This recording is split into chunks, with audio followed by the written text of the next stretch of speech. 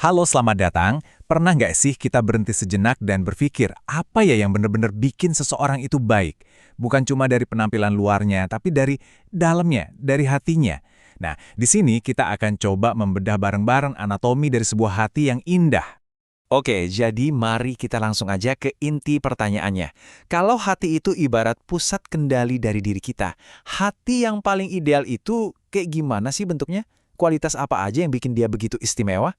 Dan ternyata jawabannya itu udah dirangkum dengan sangat indah oleh Sayyidina Ali. Cuma dalam 3 kata, murni, kuat, dan lembut. 3 pilar inilah yang bakal jadi panduan kita dalam penelusuran kali ini.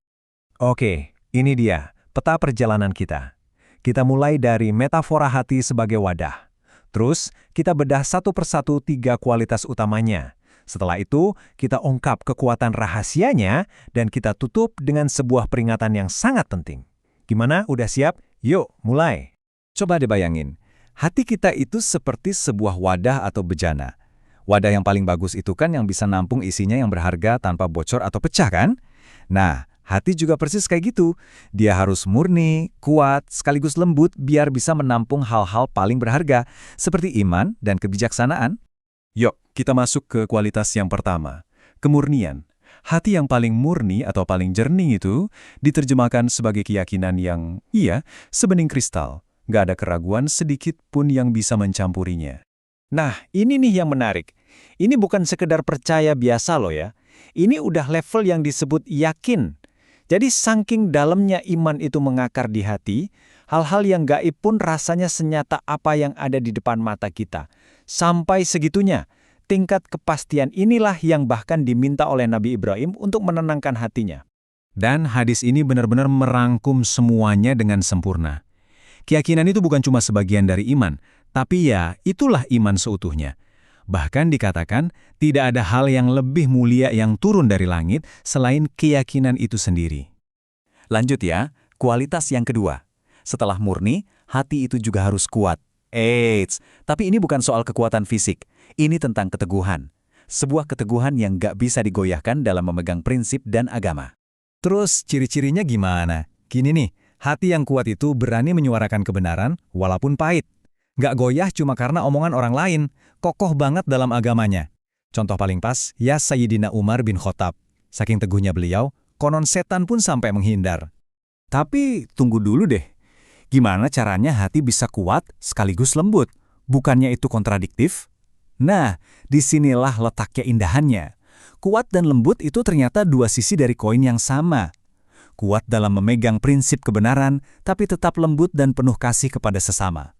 Dan sisi koin yang kedua tadi membawa kita ke kualitas ketiga yang luar biasa indah. Kelembutan. Ini semua tentang welas asih dan kasih sayang yang mendalam, terutama kepada sesama kita. Wah, ini pengingat yang kena banget ya. Pada dasarnya, kasih sayang itu seperti cermin. Apa yang kita berikan kepada sesama makhluk, itulah yang akan kita terima dari Sang Pencipta. Sebuah hubungan timbal balik yang sangat fundamental. Dan ini poin kuncinya. Ternyata, yang membawa orang-orang terbaik surga itu bukan cuma soal banyaknya ritual ibadah loh, tapi justru kualitas hatinya. Sebuah hati yang bersih, tulus, dan penuh kasih sayang, nilainya bisa jadi jauh lebih berat. Oke, sekarang kita sampai di bagian yang paling penting. Kenapa sih semua kualitas batin ini begitu fundamental? Di mana letak kekuatan rahasianya? Yuk kita bongkar bareng-bareng. Nah, ini pertanyaan kuncinya. Di antara semua yang kita lakukan, amalan fisik yang terlihat oleh mata dan kondisi hati yang tersembunyi, kira-kira mana yang punya bobot lebih berat? Perbandingan ini menjelaskannya dengan sangat gamblang. Di satu sisi, ada amalan jasmani, itu fondasinya, penting. Tapi di sisi lain, ada amalan hati, seperti keyakinan dan keikhlasan. Dan inilah esensinya, inti dari segalanya. Dan inilah jawabannya, momen aha kita. Ternyata, bobot dari amalan batin itu jauh melampaui amalan fisik. Perbandingannya ekstrem banget kan? Nah, inilah sebabnya para ahli tasawuf sangat fokus pada pembersihan hati, karena mereka tahu disitulah letak kekuatan yang sesungguhnya. Setelah kita paham betapa pentingnya punya hati yang indah, sekarang kita harus lihat sisi sebaliknya. Apa yang terjadi kalau hati kita justru mengeras dan kehilangan semua kualitas tadi? Ini adalah peringatan terakhirnya. Jadi, gimana caranya hati bisa jadi keras? Semuanya berawal dari satu hal, hilangnya rasa kasih. Saat kita melihat orang lain menderita dan kita nggak merasakan apa-apa, Atau lebih parah lagi, merasa lebih unggul, nah itulah tanda bahaya pertama. Sebuah jalan yang menjauhkan kita dari rahmat Tuhan. Coba perhatikan ukuran ini, sebutir biji sawi. Kecil banget kan? Ukuran yang kelihatannya sepele ini justru akan menjadi kunci untuk memahami peringatan terakhir yang paling serius. Dan inilah puncaknya, kesombongan, penyakit hati yang jadi lawan dari kelembutan dan kemurnian. Bahkan kalau beratnya cuma seujung biji sawi saja, konsekuensinya luar biasa besar. Ini benar-benar menunjukkan betapa krusialnya urusan hati kita. Jadi, setelah perjalanan singkat kita ini, pertanyaannya kembali ke diri kita masing-masing. Dari 3 kualitas tadi, kemurnian keyakinan, kekuatan prinsip, dan kelembutan kasih sayang, kualitas mana yang paling dibutuhkan oleh hati Anda saat ini? Sebuah pertanyaan yang layak kita renungkan bersama. Terima kasih telah menyimak.